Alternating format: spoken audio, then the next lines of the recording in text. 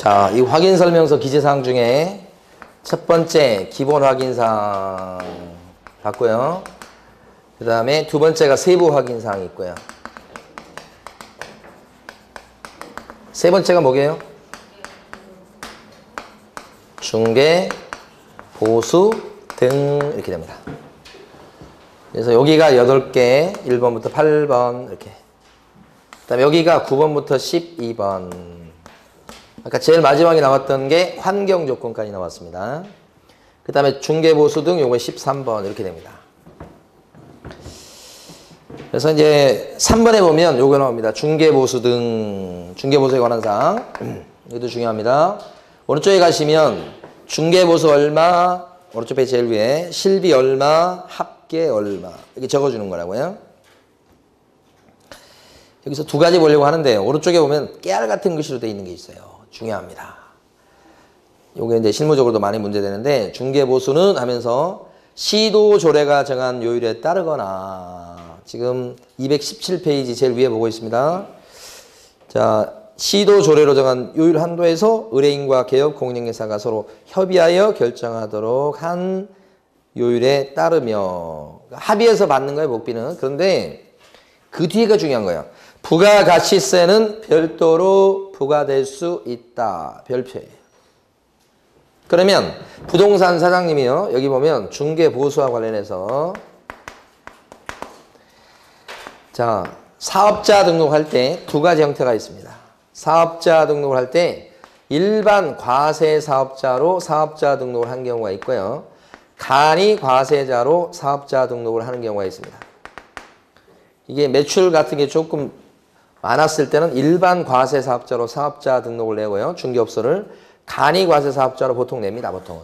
이렇게 되면 복비를 갖다가 예를 들어서 100만 원을 받는다 그러면 일반 과세 사업자인 사장님은 어떻게 받느냐? 중개보수 100만 원 받고요. 부가세 별도 이렇게 합니다. 부가가치세 별도 이렇게 되면 부가가치세가 100만 원에 대한 부가세가요. 10만 원인데 보통 그걸 따로 받는다는 뜻입니다. 그러면 실제 부동산님은 110만 원을 받으시는 거예요. 일반 과세 사업자인 부동산 사장님은 이렇게 한다고 보통. 근데 간이 과세 사업자가 많다고 그랬어요. 그럼 그때는 중개보수 100만 원 이렇게 하고요. 이때는 부가세를 별도로 못 받습니다. 그리고 이 100만 원 안에 부가세가 포함돼서 받은 걸로 칩니다. 이 안에. 그럼 이렇게 되면 부가세가요. 별도로 부과되는 게 아니고 여기 부가세 포함이라고요. 그럼 부동산 사장님의 종류는 어떻게 해요? 두 종류죠. 두 종류죠. 그럼 부가세를 별도로 받는 경우도 있고 부가세가 포함돼서 이렇게 받아버리는 경우도 있다 이 말이죠. 그럼 끝에 그 중요 부분이 뭐라고 돼 있어요? 부가세는 별도로 부과된다가 아니고 될 수도 있다. 그러면 이것도 있고 이것도 있다는 얘기입니다. 부가가치세는 중개보수에 포함된다. 맞아요, 틀려요?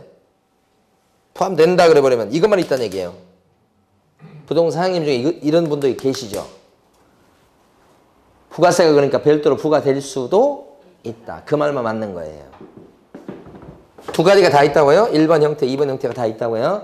별도, 포함 다 있다고요? 그 다음에 동그라미 2번 작성 방법이라고 되어 있습니다.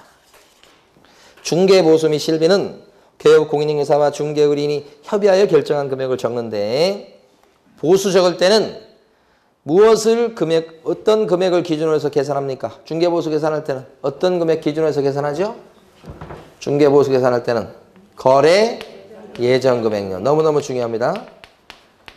정말 어처구니 없고요. 예정금액은 주로 예자를 따서 암기합니다. 저희가. 예정금액 기준으로 해서 계산합니다. 예정금액. 그러면 예정금액은 10억에 나왔다 그러면 10억에다가 요율 0.3% 이렇게 해서 뭐 어떻게 300만 원 이렇게 계산한다는 뜻이 됩니다. 이렇게 예정가에다가. 근데 예정가는 나온 금액이고요. 실제 합의된 금액은 9억에 계약서에 도장 찍을 수 있죠. 그럼 복비는 계약서에 도장 찍을 때는 9억 찍었는데 나올 적에는 10억이 나왔다. 그러면 어떤 거 기준에서 복비를 계산한 거예요, 여러분? 나온 금액인 10억 기준해가지고 요율을 곱해가지고 계산합니까? 이런 사람 한 명도 없어요. 계약서에 도장 찍은 금액이 있죠. 합의된 금액이 있죠. 거기에다가 우리 0.3% 하자 이래가지고 이렇게 해서 복비를 계산해서 받는 것이 이게 현실이고 일반적이지 예정 금액 기준 해가지고 거기다 이걸 곱하는 사람이 어디가 있어요. 실제 거래는 9억에 했는데 여러분 복비를 10억에 해가지고 복비 주실 거예요? 안 그러실 거잖아. 100% 이거죠. 그런데 이 작성 방법에는 뭐라고 돼 있어요? 거래 금액을 기준으로 해서 계산한다고 돼 있지 않고 작성 방법으로 뭐라고 돼 있어요? 얼토당토 않고 틀리게 이렇게 돼 있잖아요. 뭐라고 돼요? 예정 금액 기준한다고 돼 있잖아요. 사실은 좀 엉터리예요. 근데 시험에서는 이게 맞는 거예요. 뭘 기준해서 복비 계산한다고요? 예정 금액. 근데 그걸 갖다 여러분들이 아니지 저거 거래 금액이지 이렇게 해서 거래 금액으로 하시면 틀려버려요. 응? 옆에다 적어 놓으셔야 돼. 뭐라고요? 거래 금액 X. 이 기출문제 이게. 그러니까 이게 이렇게 기출문제 출제한다는 것 자체도 정말 어처구니 없는 일입니다. 아니 이거 기준에서 이 거래 금액 기준에서 합의된 거래 금액 기준에서 복비 계산하지 누가 예정 금액 기준에서 계산해요? 엉터리인데 엉터리가 맞고 이게 틀리다고 이걸 틀리다고 냈단 말이에요. 기출문제. 흥분하지 않을 수 없어요. 근데 어쩔 수 없어. 출제운이 왕이야. 틀린 거 이거 거래 금액이 아니고 뭐예요? 예정 금액. 예정 금액 이렇게 해주셔야 돼요. 자, 그 다음에 밑에 보시면 심화라고 되어 있습니다. 심화. 여기 보면 첫 줄 1번. 1번만 밑줄 그으시면 됩니다. 확인설명서는 적어서 주거든요. 그러면 당사자는 확인설명서 받습니다. 받았다는 취지에서 매도인과 매수인, 임대인과 임차인은 확인설명서에다가 서명 또는 날인합니다. 확인설명서를 누가 써주죠? 개공이. 근데 소공이 맡았을 때는 소공이 써줄 수 있지. 그러면 개공이나 소공이 확인설명서를 작성해서 준다 그러면 거기 서명 날인을 개공이나 소공은 어떻게 하죠? 서명? 개공과 소공은 함께 하는데 서명 및 날인이에요? 서명 또는 날인이에요? 개공이나 소공은? 그렇지. 써두셔야 되겠네. 그렇게 지나가면 안 되겠네. 자, 다시 위에다가 개업 공인인증서나 소공은 어떻게 한다고요? 서명 및 날인한다. 이렇게. 개공이나 소공은? 근데 만약에 여기 거래 당사자는 확인설명서를 받아들은 쪽 아니에요. 이런 사람들은 서명 또는 날인. 그러니까 서명만 해도 괜찮아. 매도인과 매수인은. 임대인과 임차인은 도장만 찍어줘도 괜찮아. 이 뜻이에요. 또는이죠. 여기 1번에 나온 거죠 지금. 근데 위에다 이걸 쓰시고 두 개를 잘 구별해 주셔야 되겠죠. 개공, 소공하고 당사자는 틀리죠. 이게 전부 다 뭐예요? 확인설명서 얘기예요. 응? 자, 그러면 이제 우리가 뭘 하셔야 되는가? 기본 확인사항 쪽에 들어가는 게 8개, 세부 확인사항 쪽에 들어가는 게 4개인데 요건 따로고요. 여기를 암기해 봅니다. 그런데 자, 세부 확인사항 쪽에 들어가는 것은 여기는 물어봐서 자료 달라고 요구할 수 있고 여기는 요구할 수 없다는 거죠. 그게 요 두 개의 차이점. 그래서 여기 세부 확인사항은 자료 달라고 요구할 수 있죠. 그래서 여기서부터 암기합니다. 이렇게. 그 다음에 요 9번부터 12번까지잖아요. 이거 보면 9번에 해당하는 게 뭐냐면 실제 관리관계 또는 공시되지 않은 물건의 관리관한 사항. 그 다음에 10번은 내외부 시설물의 상태입니다. 내외부 시설물의 상태. 수도, 전기, 가스, 소방, 배수, 승강기 이런 걸. 그 다음에 11번째가 벽하고 도배 상태입니다. 벽, 도배. 두 개 따르다고 그랬죠? 그 다음에 12번째가 환경조건입니다. 환경조건. 이렇게 일조량, 소음, 진도 이렇게. 요 4개가 세부 확인사항이에요. 그러니까 세부 확인사항 쪽에 들어가서 요구할 수 있는 게 요 4개예요. 4개. 4개를 암기해 버리셔야 돼. 그래서 암기하실 때는 요새 실내 벽이 화내요. 요새 실내 벽이 새로 도배를 했나 봐요. 요새 요 사이 실내 벽이 화내요. 실내 벽이 화내요. 환하다고요. 밝은 벽지로 이렇게 했나 봐요. 요새 실내 벽이 화내요. 이렇게. 실제 권리관계, 내외부 시설물의 상태, 벽 도배 상태, 환경요건 3가지 요구할 수 있다고요. 자, 이렇게 하시고 암기를 하셨죠. 자, 그 다음에 222페이지를 딱 펴두십니다. 이번에 좀 어려운 걸 합니다. 지금까지 우리가 뭘 했냐? 확인 설명서 1번 서식에 대해서만 공부했단 말이에요. 그러면 여러분들은 거기 지금 우리 교재에 보면 비교한 내용이 잔뜩 나와 있습니다. 이렇게 돼 있는데 이 표를 가지고 암기하시려면 더 힘드실 거예요. 그래서 그 222페이지 왼쪽에 보면 좀 빈 공간이 있습니다. 222페이지 왼쪽 거기 보면 빈 공간 보도록 합니다. 이게 확인 설명서 1번 서식과요. 확인 설명서 2번 서식. 좀 공간이 적으니까 좀 조그만 글씨로 적으시는 게 좋겠어요. 아니면 연습장에 적으시든지. 네 가지 서식이 있습니다. 확인 설명서 1번 서식을 우리가 했어요. 근데 이제 다른 서식하고 이제 비교해 보려고 하는 겁니다. 근데 일단 서식은 중개 대상 물건이 주거용 건축물일 때가 1번, 비주거용 건축물일 때가 2번, 그 다음에 토지일 때가 3번, 그 다음에 임목이나 광업재단, 공장재단일 때가 4번입니다. 이렇게.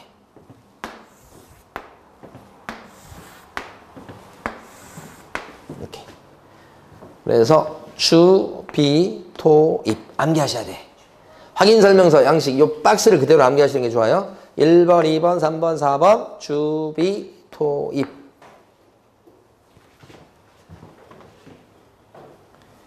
주, 비, 토, 입.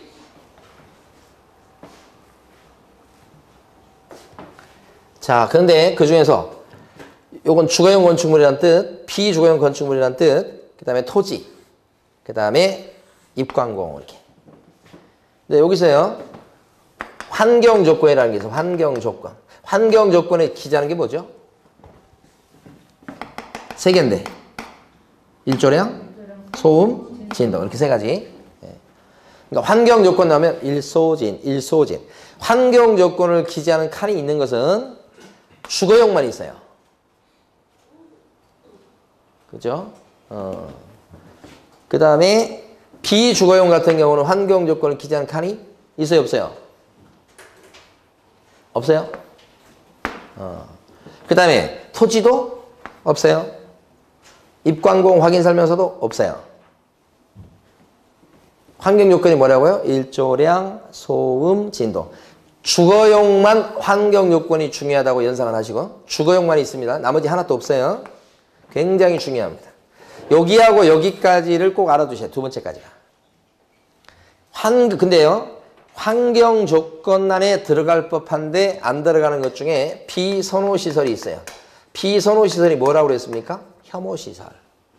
아까 저기 동물 우사 같은 축사라든지 이런 거 있잖아요. 예? 예, 그런 거. 이 비선호시설은요, 주거용 있어요. 이 비선호시설은 환경 조건하고는 달라요. 이거 뭐죠? 환경 조건은? 일조량, 소음, 진동. 여기는요, 혐오시설 얘기합니다. 그러니까 이 비선호시설이 환경 조건에 들어간 게 아니에요. 그리고 비선호시설은 여기 나옵니다. 기본 확인사항 쪽에 나와요. 그리고 환경 조건은 세부 쪽이에요. 완전히 족보부터 틀려요. 두 개가 비슷해 보이지만 이것은 주거용이 있고 비주거용은 없고, 그 다음에 토지에 대해서는 또 있어요. 땅 주변에 비선호 시설이 있을 수 있죠. 네, 그건 또 있어.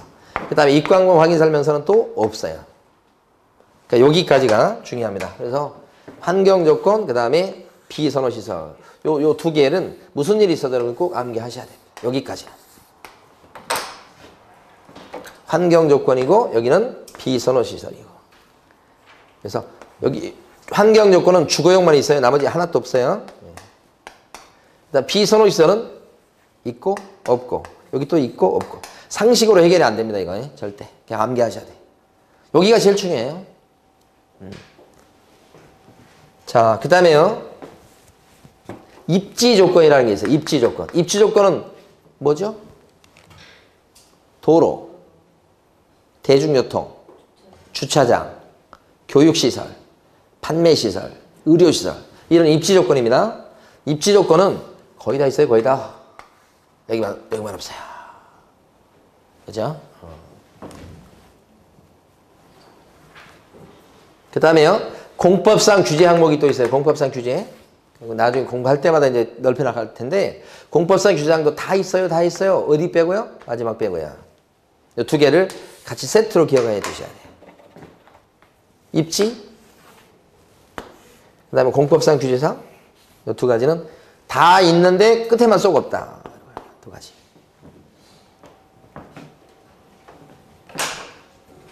그 다음에 마지막, 내 외부 시설물의 상태. 그 다음에 벽면 도배 상태. 그 다음에 건물의 관리에 관한 사항. 건물 관리에 관한 사항 좀 많이 안 들어보셨을 거예요. 건물 관리에 관한 사항이 뭐예요? 그렇죠. 경비실이 있냐 없냐. 관리 주체가 누구냐. 자체 관리하는 거냐 위탁 관리하는 거냐. 그 관리에 관한 사항. 요 벽은 뭐죠? 벽면 도배. 그죠? 내자는 뭐예요? 내 외부 시설물의 상태. 그죠?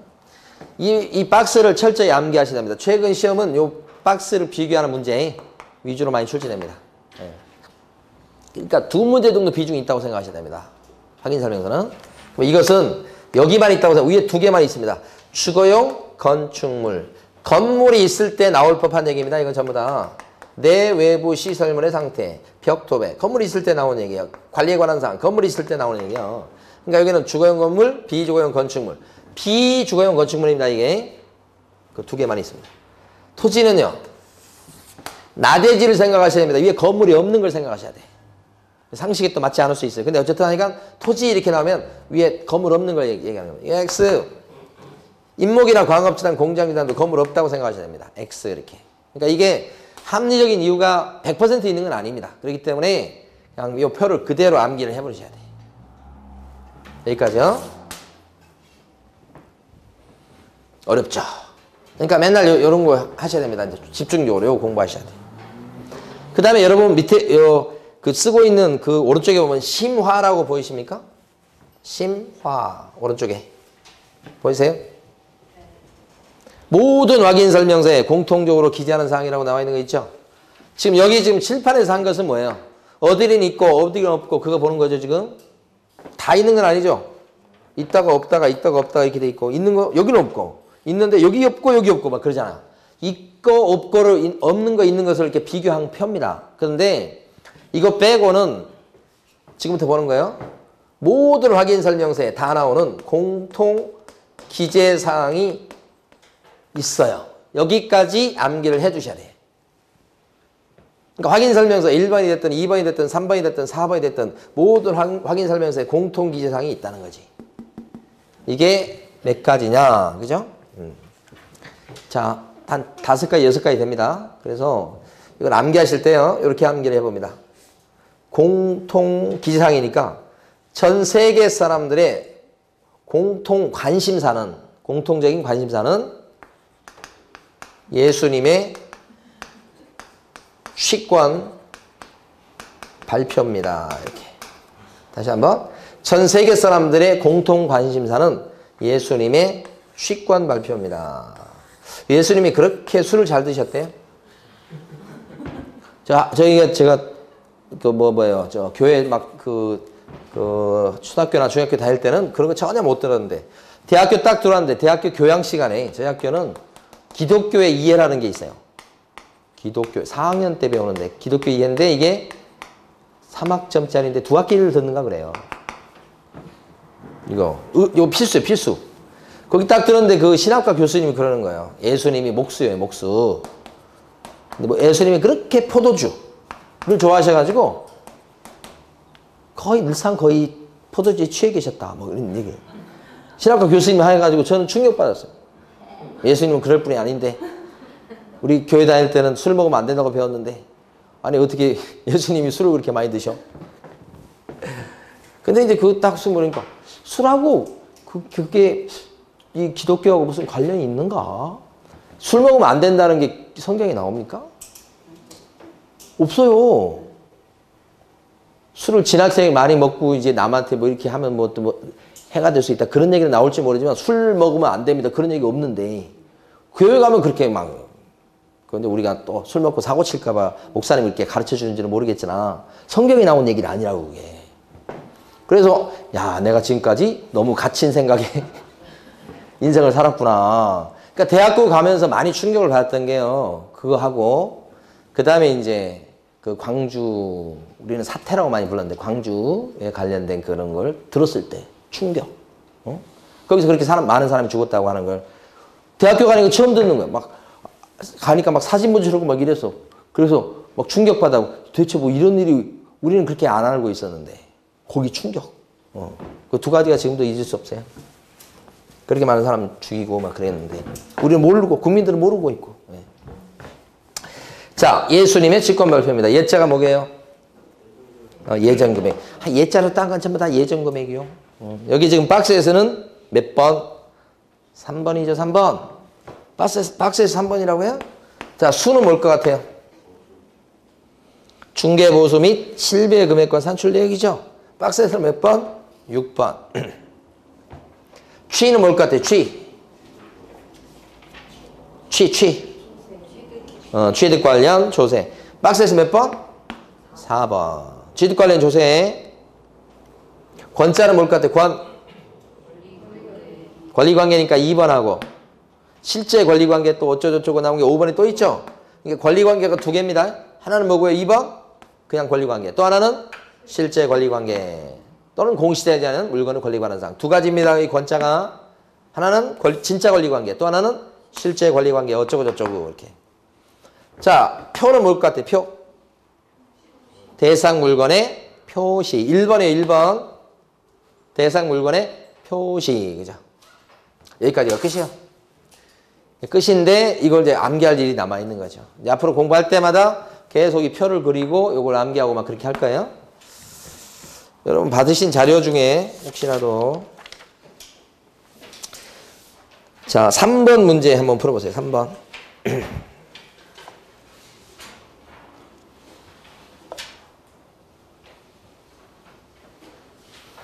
어때요? 3번.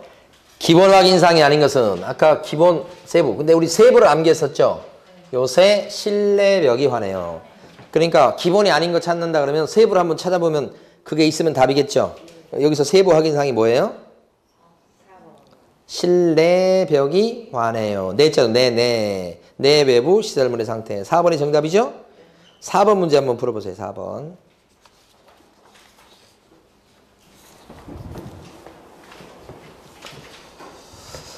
자, 3번의 1번은 입안 건축물인지는 등기부가 아니고 건축물 대장을 확인하여 적습니다. 좀 앞쪽에 있습니다. 여기 문제. 그 다음에 2번 같은 경우는 비선호시설, 입지조건, 관리에 관한 사항인데 여기서 요것은 세부 확인사항이 아니죠. 기본 쪽입니다. 그래서 자료 요구하여 요게 나오면 틀립니다. 자료 요구하여 이 말 나오면 틀리는 거예요. 그냥 뭐예요? 확인하여 기재합니다. 이렇게. 3번은요. 계획이죠. 계획. 그러니까 개공이 계획을 확인해 가지고 알아봐서 기재한다. 요거 맞죠? 4번은요. 임대차의 경우에는 반드시 기재한다? 기재를 생략할 수 있다. 4번 틀렸죠? 5번은 왜 틀렸어요? 취득 관련 조세는 그죠? 완성되기 전에 지방세법의 내용을 알아서 적어주는 건 맞는데 임대차의 경우에는 어떻게 해요? 생략할 수 있다. 적어야 된다고 틀렸죠? 맞는 건 몇 번? 3번 이렇게 됩니다. 자, 이제 1편과 2편을 끝냈고 자, 어디 가시냐면 쭉쭉쭉 넘어가셔서 많이 넘어갑니다. 464페이지 갑니다.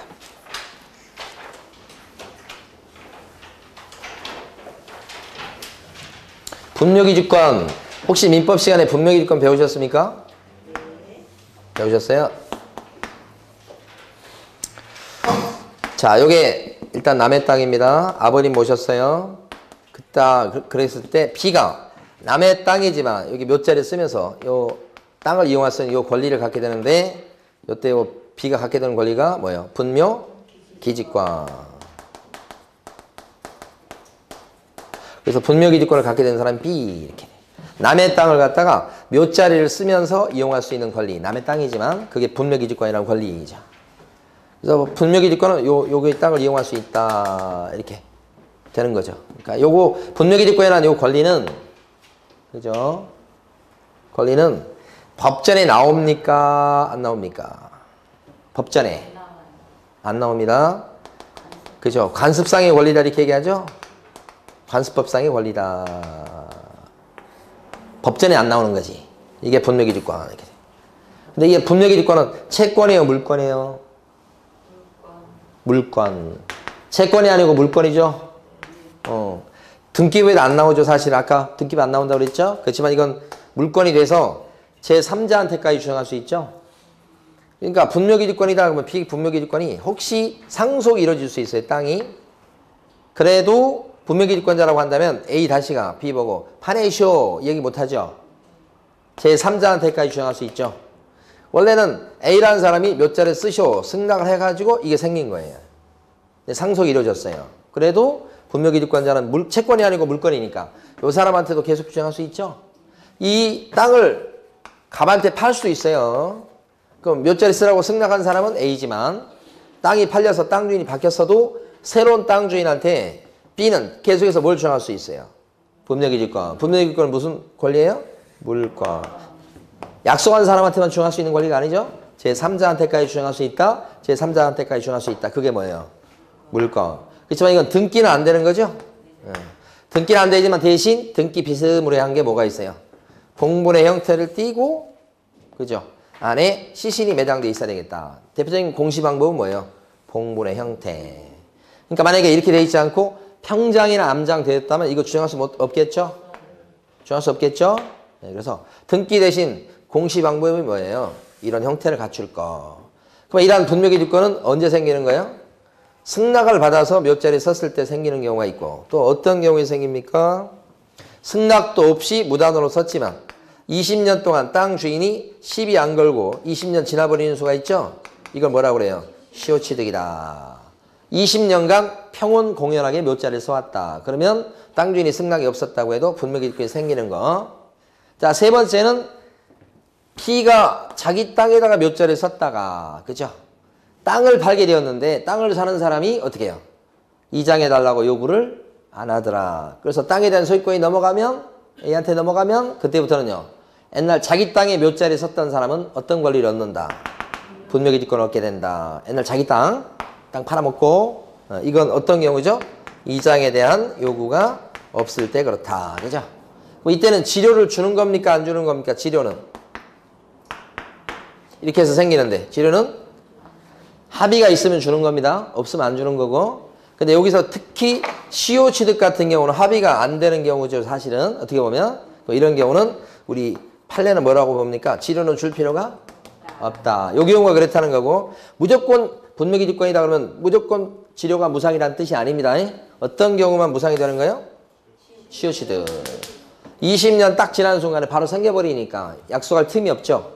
그때는 정식으로 사후적으로라도 약속이 없다면 달라는 소리 못한다. 땅 주인이. 이게 분묘기지권이야. 그러면 이러한 분묘기지권은 자 어떤 권리를 갖게 되느냐? 물권이긴 한데 자 두 가지로 나눠서 일단 첫 번째는 뭐냐? 분묘기지권이 여기만 미치는 거 아니죠? 주변에 빈 땅까지 미친다. 그죠? 그래서 장소적으로 봤을 때 주위에 공지까지 미친다는 거야. 이렇게. 그럼 거기다가 이제 비석도 세우고 나무도 심고 그렇게 할 수 있다는 뜻이죠? 근데 거기다가 주변에 빈 땅까지 미친다고 그래서 거기다가 또다시 묘자리를 쓸 수 있는 건 아니죠? 그래서 신설 권능을 갖는 것은 아니다. 일단은 이제 묘자리를 갖다 써서 쌍분 형태로 묘자리를 쓴다? 인정될 수가 없다. 그 다음에 합장해서 단분 형태로 묘자리를 쓰는 것도 인정될 수가 없다. 그래서 주변에 빈 땅에다 이렇게 나무 심고 비석 세고 그것까지는 되는데 또다시 마음대로 묘자리를 쓸 수 있는 것은 아니다. 또 분묘기지권이 주변에 빈 땅까지 미친다고 해서 그 땅으로 그 위치로 자기 마음대로 이장할 수 있는 권능을 갖게 되는 것은 아니다. 이런 거죠. 이장 권능도 없어요. 일반적으로 봤을 때. 그래서 마음대로 이장할 수도 없고. 그럼 여기에요. 이 분묘를 수호하기 위해서 이렇게 사성을 조성하는 경우가 있을 수 있다. 언덕을 설치해서 이 분묘를 보호하려고 하는 경우가 있다. 그러면 분묘기지권이 주변의 빈땅까지 미치니까 그 사성 부분까지 미칩니까? 사성 부분까지 분묘기지권이 미치냐고요. 여기까지. 미쳐요, 안 미쳐요? 가까이 있으면 미칠 수 있겠고 멀리 떨어져 있으면 안 미치는 경우 나올 수 있죠. 그러니까 사성 부분까지 반드시 미친다는 보장은 없죠. 사성 부분까지 미칠 수도 있고 안 미칠 수도 있고 이렇게 되는 거지. 그래서 어느 부분까지 분묘기지권이 미치냐 그랬을 때 이제 주변의 빈땅인데 이런 식으로 세 가지 결론. 또 한 가지는 뭐냐면 분묘기지권이 한번 생겼으면 언제까지 존속하죠? 존속기간. 언제까지 분묘기지권을 주장할 수 있는 거예요? 언제까지죠? 존속기간에 대해서 약정을 한 게 있다면 그 약정한 기간까지 분묘기지권이 존속하는 거 맞죠? 근데 약정이 없을 경우가 이제 일반적인데 그렇다면 어떻게 됩니까? 약정이 없다면. 그죠? 분묘기지권은 분묘가 존속하고 안 없어지고 그 다음에 관리를 지속적으로 하는 한 분묘기지권은 어떻게 됩니까? 영구적이다. 그죠? 그래서 혹시 이제 요런 분묘가 혹시 막 유실돼서 떠내려갔다고 해도 유고를 수습해서 다시 묘자리를 또 쓰는 상황이라고 한다면 일시적으로 떠내려간 것이니까 그건 아직 없어졌다고 봐서는 안 되겠다는 거죠. 일시적인 멸실에 불과해서 원상회복이 가능한 정도라면 아직 여전히 분묘기지권은 어떻게 해요? 존재한다고 봐야 되겠다. 그런 얘기가 되겠죠. 그렇긴 하지만 이제 여러분들이 뭘 아셔야 되냐면 장사 등에 관한 법률이 만들어지면서 장사 등에 관한 법률이 언제 만들어졌죠? 2001년 1월 13일. 그죠? 1월 13일 날 시행됐습니다, 결국. 그럼 이제 이때는 영구적이라고 되어 있긴 하지만 장사 등에 관한 법이 만들어지고 시행된 이후부터는 설치 기간을, 존속 기간을 제한을 받는 거 아시죠? 어떻게 제한을 받아요? 원칙적으로 몇 년? 30년. 설치기간 30년 제한 받잖아요. 다만 이제 연장을 해서 30년을 더 연장할 수는 있겠죠? 그죠?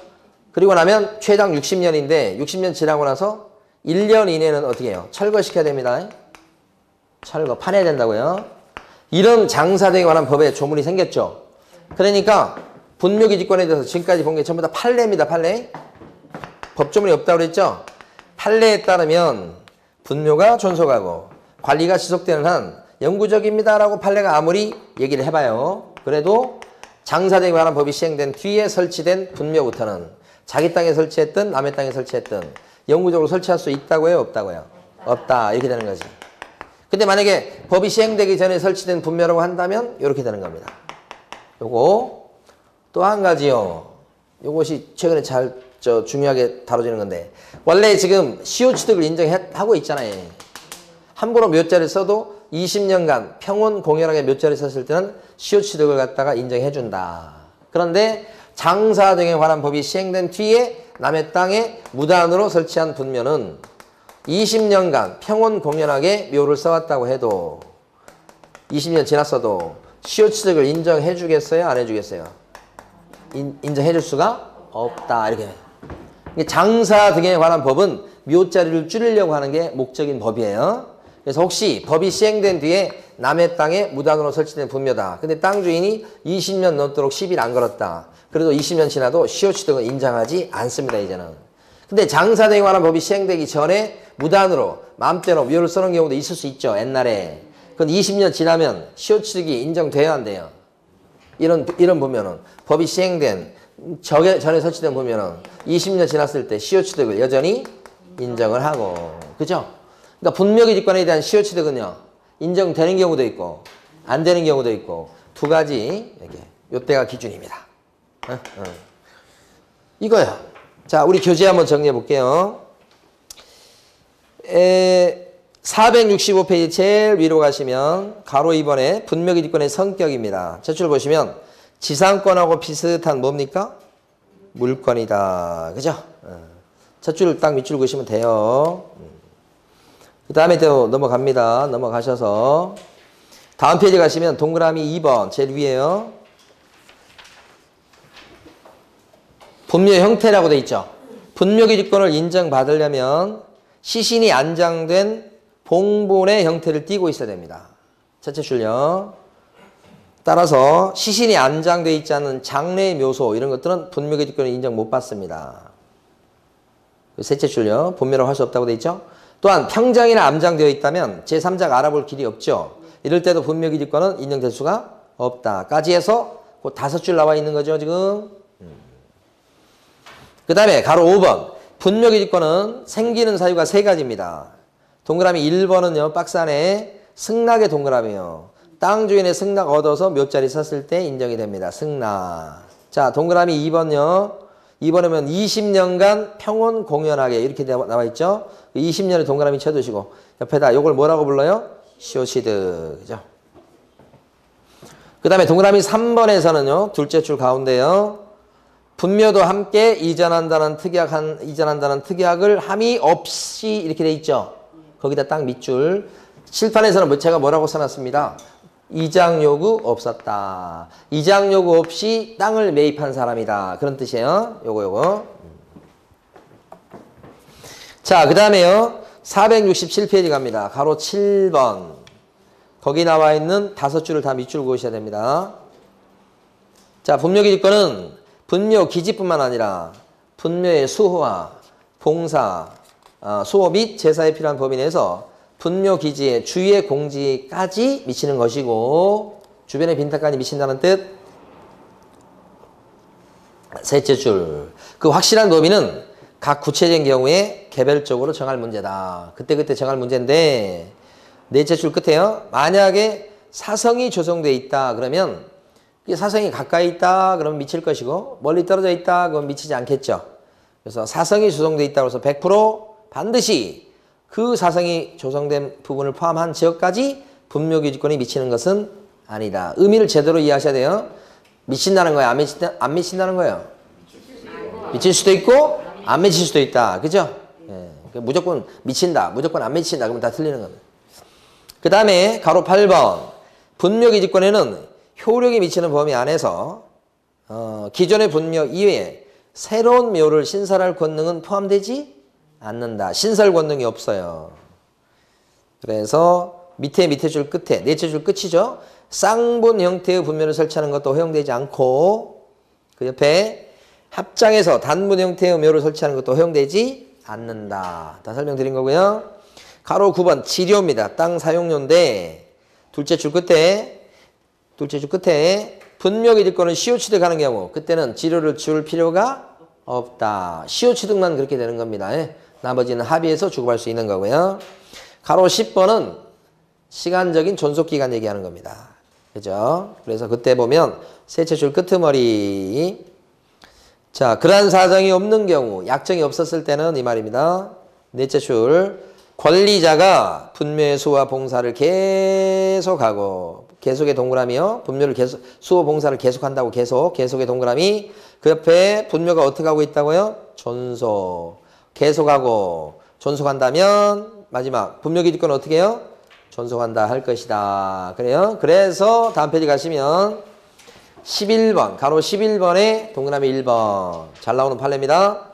분묘가 멸실되면 분묘 기득권은 원래 소멸하는 게 원칙이지만 분묘가 멸실된 경우일지라도 그 중에서 보니까 유골이 존재해서 분묘의 원상회복이 가능한 일시적 멸실에 불과한 경우라면 이럴 때는 어떻게 됩니까? 분묘 기득권은 소멸하지 않고 존속한다고 보는 것이 맞다. 그죠? 지금까지 봐서 이제 뭘 봤냐면 분묘 기득권을 봤고요. 시험 문제는 분묘 기득권 플러스 지금부터 보는 장사 등에 관한 법률까지 해서 한 문제가 출제된다고요. 그럼 장사 등에 관한 법률을 보도록 하겠습니다. 469페이지부터 쭉 써놨죠. 예, 근데 여러분들은 자 어디를 가시는가? 일단 크게 두 가지를 볼 겁니다. 이렇게 막 길게 써져 있지만 이런 거 다 무시하시고요. 472페이지 가시면 핵심 정리라고 돼 있어요. 거기 묘지, 분묘 이렇게 돼 있는 거 있죠? 그것을 잘 정리하시면 됩니다. 그러니까 지금부터 보는 장사 등에 관한 법률은 묘를 줄이려는 데 목적이 있습니다. 그래서 분묘에 대해서, 묘지에 대해서 철저히 이제 규제하는 내용이 나옵니다. 먼저 그 박스 보시면 그 박스를 한번 해볼게요. 묘지의 종류가 몇 가지입니까요? 묘지의 종류. 네 가지. 우리가 묘지를 보려고 합니다. 묘지하고 분묘는 같은 말일까요? 다른 말인데, 요렇게 돼 있으면, 요게 분묘입니다. 요게 분묘. 주님, 이게 묘라고. 이게 묘죠? 묘지는 뭐예요? 분묘가 깔고 앉아있는 땅을 묘지라고 그러죠. 요 밑에가 뭐예요? 묘지. 여기는 묘지의 종류입니다. 묘지의 종류. 네 가지가 있다고 그랬죠? 개인묘지. 또요? 가족묘지. 그 박스가 이렇게 돼 있잖아요? 박스가 이제 앞에 나온 걸 정리해 놓은 거예요. 그 다음에 종중묘가 있어요. 종중묘지. 그 다음에 또 뭐가 있습니까? 법인묘. 이렇게 네 가지. 그래서 묘지의 종류는 이렇게 네 가지. 이렇게 돼. 근데 크게 나누면 여기 개인묘하고 이렇게 집단묘로 나눌 수 있어요. 여기는 여러 개를 설치하는 겁니다. 이때 개인묘는요, 그 써두실 게 배우자 관계였던 사람까지 이렇게 한 묘지에 설치해 놨을 때 그걸 개인묘라고 합니다. 배우자 포함 이렇게 돼요. 그러니까 개인묘다 그러면 개인묘 가보면 묘가 2개 있을 수 있나요? 개인묘지다 그러면 묘가 2개가 설치될 수 있냐고. 배우자까지 포함한다니까요. 그러니까 한 개 아니면 보통 2개가 될 수 있겠죠? 여기가 개인묘예요.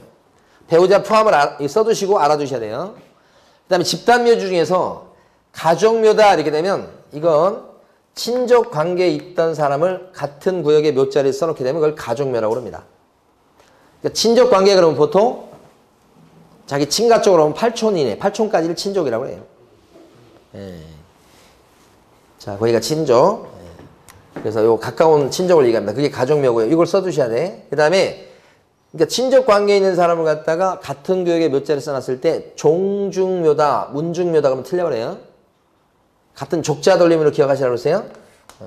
가족묘는 뭐예요? 친족 관계에 있는 사람. 그보다 촌수가 멀어지면 종중묘. 그 다음에 법인묘는요. 그죠? 큰 거죠. 근데 여기서 얘기한 법인은 재단법인만 얘기합니다. 이 재단법인에 들어가는 대표적인 것이 이제 교회 같은 경우에 그 교회 동상 같은 걸 만들어 놓죠. 그래서 막 묘를 막 이렇게 쓰잖아요. 그때는 그 교회는 이 재단법인. 예. 그럼 법인묘를 갖다 조성하게 돼요. 이렇게 네 가지가 있다는 거예요. 그래서 이것도 시험에 나왔고, 이것도 시험에 나왔고, 이것도 시험에 나온 거예요, 다. 그러면 거기 박스에서 보시면 면적이라고 나옵니다. 우리는 면적이 먼저 나왔네요.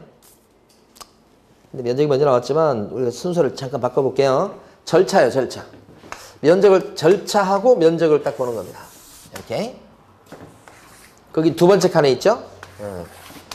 면적도 보면 한 기당 면적이 있고 전체 면적이 있고 그렇습니다. 이렇게. 면적도. 그러니까 절차하고 면적 이렇게 보는 겁니다. 절차는 뭐냐? 여기는 한 개 아니면 2개를 설치하는 거죠? 절차가. 그러니까 이때는 묘를 먼저 씁니다. 그리고 나서 30일 이내에 시장군수구청장한테 개인묘를 썼다고 설치 신고합니다. 이게 신고예요, 신고. 사후적으로 신고합니다. 30일 내 신고. 먼저 몇 자리 쓰고요. 근데 이쪽은 어떻습니까? 집단묘죠, 집단묘. 여러 개를 설치하는 거죠. 요 3개는 전부 다. 그러니까 이때는 사전에 시장군수구청장한테 가서 허가를 받아내고서 그 다음에 묘를 갖다가 여러 개를 설치하는 겁니다. 가족묘든 종중묘든 법인묘든 간에. 이건 여러 개를 설치하는 거죠. 사전에 뭐가 필요합니까? 허가. 그래서 신고냐 허가냐를 물어본다고 이 시험에서는. 그러니까 가족묘든 종중묘든 법인묘든 집단묘는 다 사전 뭐예요? 허가사항이다. 두 번에 지금 둘째 칸에 있는 걸 지금 설명드린 거예요. 근데 면적 봅니다. 이번에는 면적 이렇게. 면적할 때는 한 기당, 개인 면적은 한 기당 면적이 30제곱미터 이하. 제곱미터는 생략할게요. 30제곱미터 이하. 전체 면적도 30제곱미터 이하 이렇게 됩니다. 30제곱미터입니다. 그러니까 9평 남짓 될라나 이렇게 됩니다. 자, 집으로 치면 9평이 좀 꽤 커 보이지만 또 들판에 가서 9평 그러면 별것도 되잖아요. 자, 이런 경우는 한 기당 면적은 줍니다. 10제곱미터 이하입니다. 여기를 주목하셔야 됩니다. 10. 이게 한 기당 면적이니까 10으로 줄어듭니다. 여러 개를 설치하니까 한 기당 면적은 줄어들어야 되겠죠?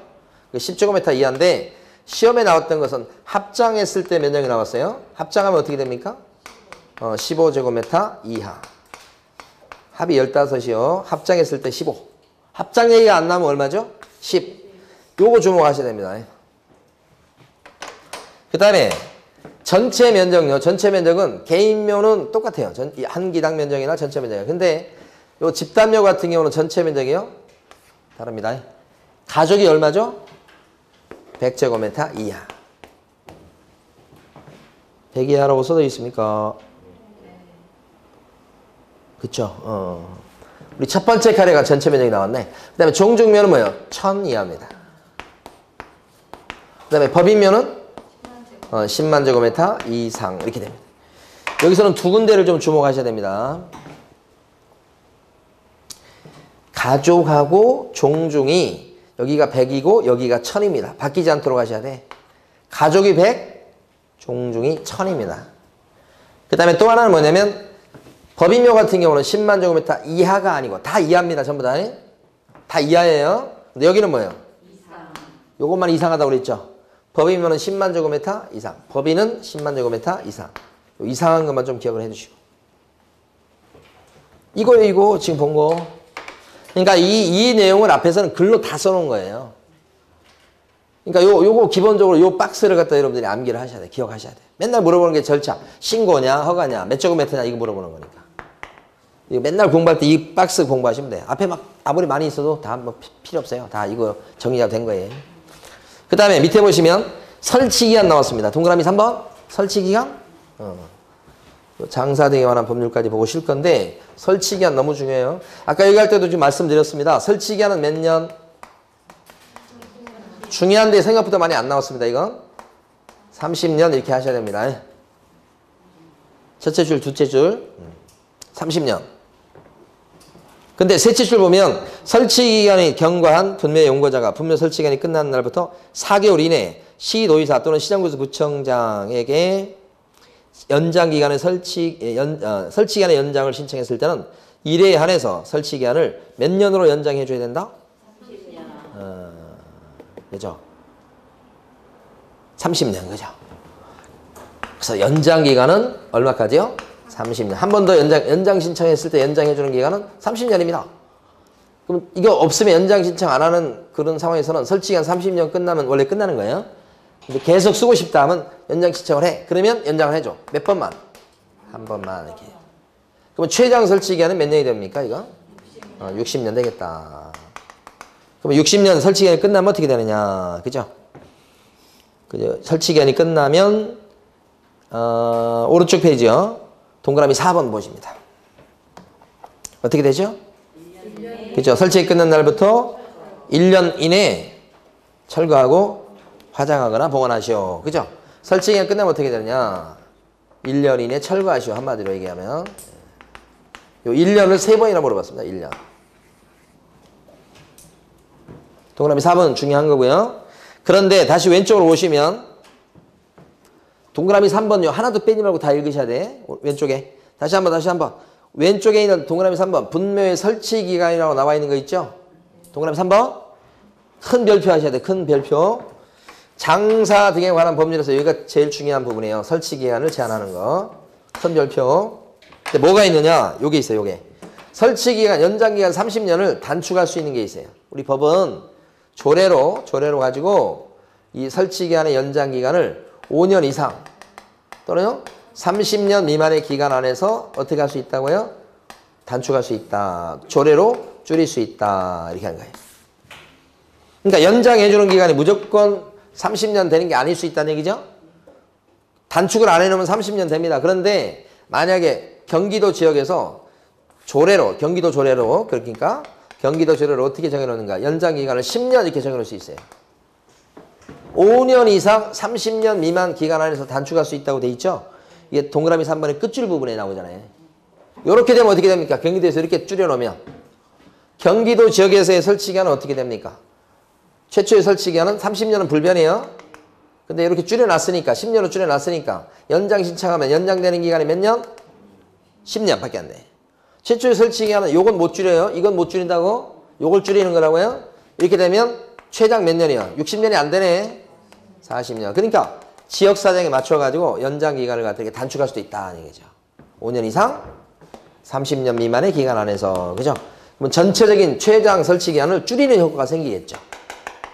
그래서 지역 사정에 맞춰서 이게 탄력적으로 운영하도록 이걸 단축하는 제도를 두고 있다. 여기가 중요하겠죠? 이 부분이.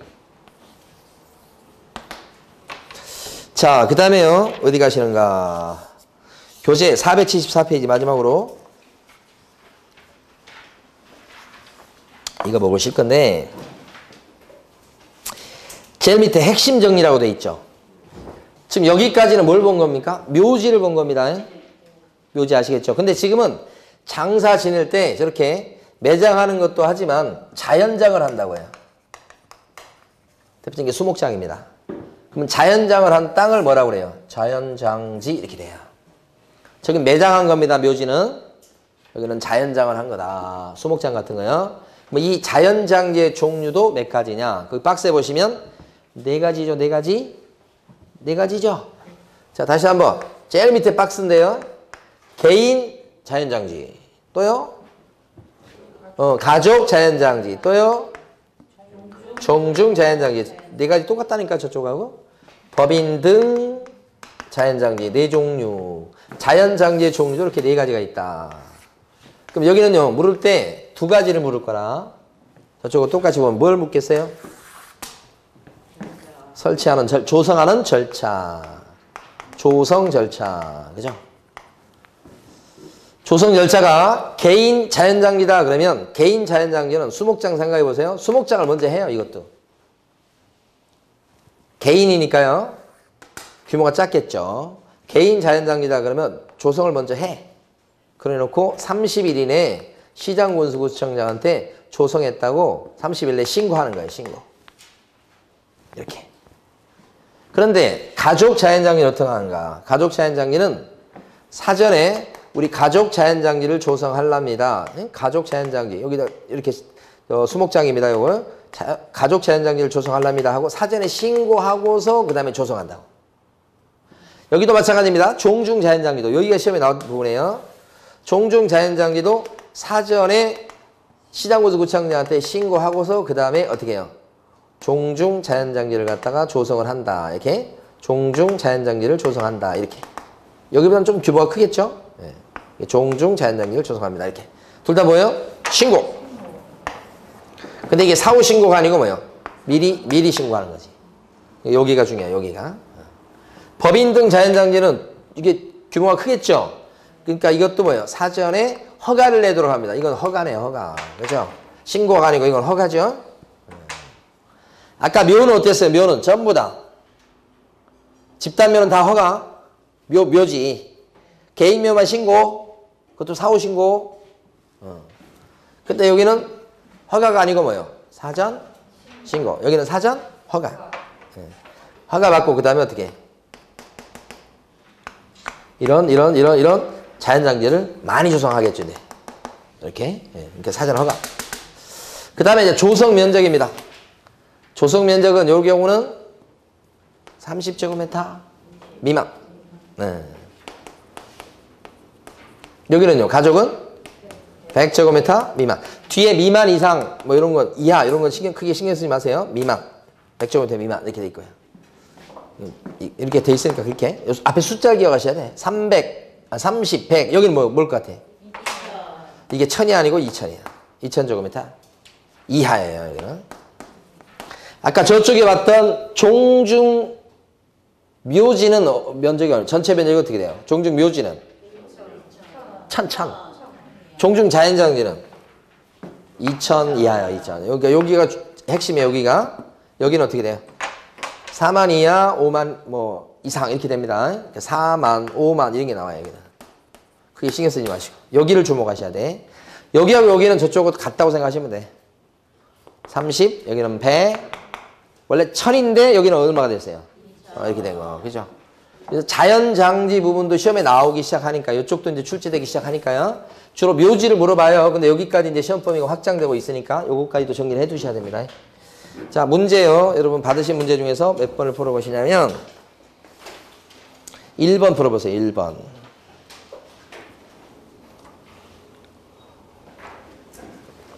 1번은 문중 자연장지라고 하는 게 이거 똑같아요. 종중 또는 문중이라고 불러요. 여기는. 문중 자연장지 또는 같은 말로 종중 자연장지. 자, 조성하려는 자는 관할 시장 등의 허가를 받습니까? 신고하는 거잖아요. 그래서 1번이 틀린 겁니다. 남편 분묘구역 내에 처해 분묘를 추가로 설치했을 때 추가 설치하고 나서 30일 내 해당 묘를 관할하는 시장 등에게 신고해야 되겠다. 그런가요? 남편 같이 이렇게 남편이랑 같이 해놨을 때 개인묘죠? 30일 내 신고죠? 이렇게 그렇게 이해하시면 되겠고 3번은 뭐 아시는 거고 4번은 분묘가 존속하는 동안은 봉사를 계속하고 계속 존속 나왔죠? 인정된다. 가족묘의 면적은 어떻게 돼요? 가족묘입니다. 100이야. 가족은 100이야. 종중이 1000이야. 종중 자연장기는 2000이야. 아시겠죠? 됐습니다. 쉬겠습니다.